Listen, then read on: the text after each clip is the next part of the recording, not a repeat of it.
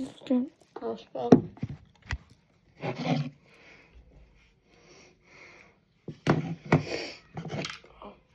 Pigeon.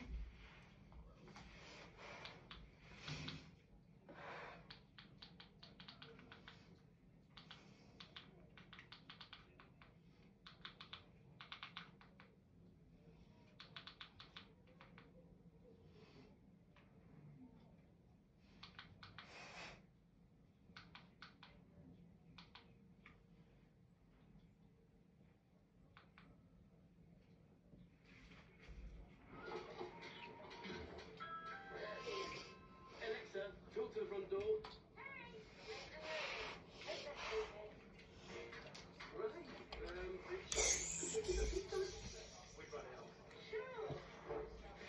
Always know everything's under control with Alexa and Ring.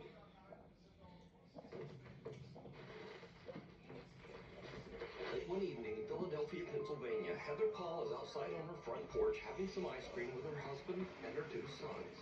But then, Heather suddenly spots something that absolutely grieves her.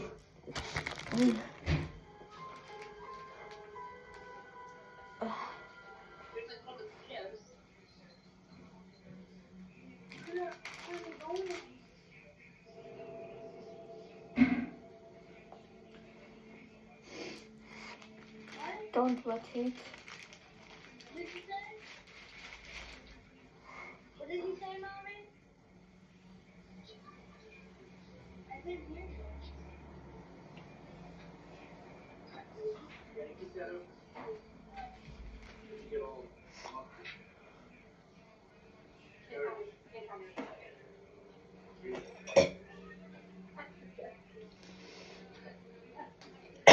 Oh. Heather whispers she's scared to her husband and children, but they have no idea what she's talking about. Neither her husband or sons can see the bizarre figure dressed in white that is walking down the sidewalk only about 20 feet away. Heather says that the woman looked like Hope, a lady dressed like a nurse from the 1950s, with an eerie grin on her face. Heather is now freaked out. She can't understand why no one else saw the strange nurse. So she checks the footage from their front door security camera, and sure enough, the recording also shows a creepy pale figure walking right by. It just immediately creeped me out, so I just kind of like jumped. But it gets even weirder. As you see, Heather was only a mile away from a notorious overcrowded mental asylum, the Philadelphia State Hospital at Byberry.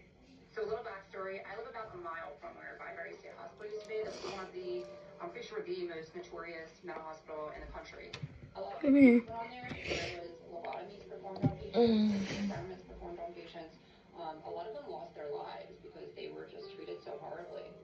The conditions that that hospital was in was so inhumane, and no human should have ever had to go through what these patients went through, and these people just needed help. It's just very sad. They were so overcrowded that the nurse-to-patient ratio was just extreme.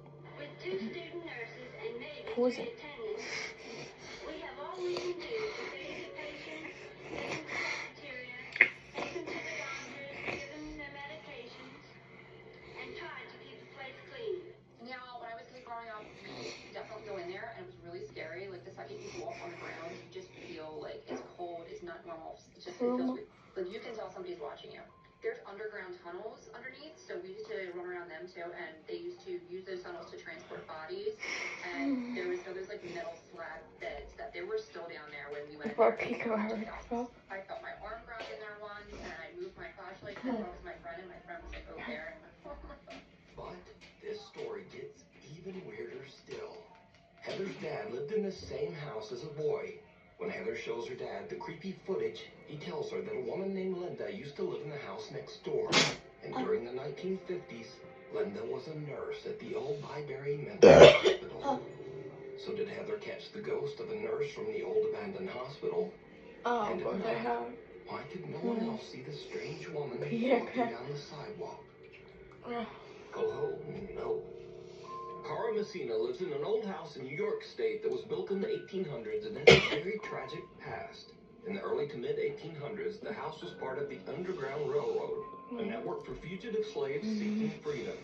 slaves escaping the South were forced to hide under the house to avoid capture by authorities. Because of its dark history, Cara believes that the house might be haunted, and she says that while her family has lived there, they have had, quote, some ghostly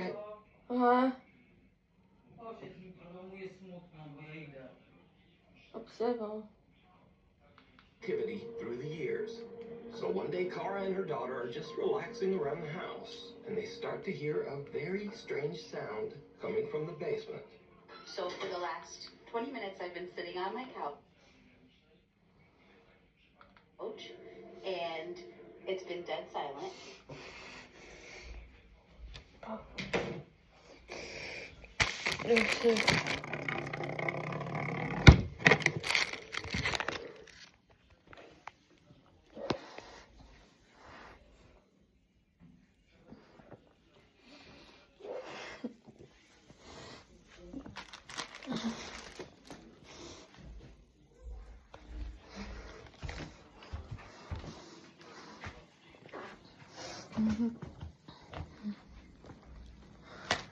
I do that.